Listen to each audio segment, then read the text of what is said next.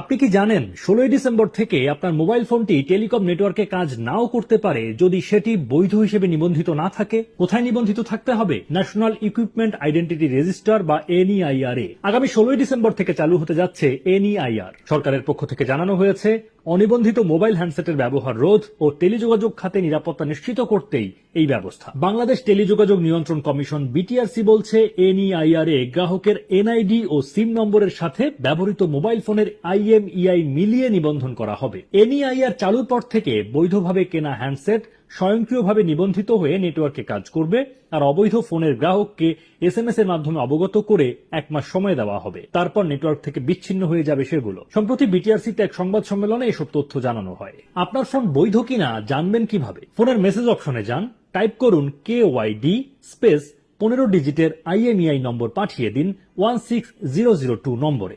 ফিরতি বার্তায় জানা যাবে ফোনটি বৈধ কিনা।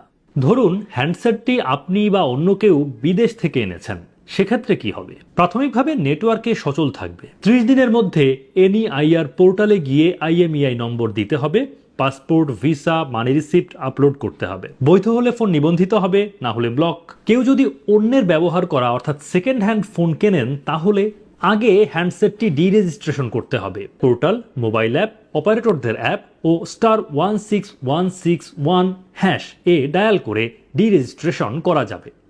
এর জন্য যার নামে ফোনটি নিবন্ধিত তার এনআইডির শেষের 4টি সংখ্যা ইনপুট দিতে হবে।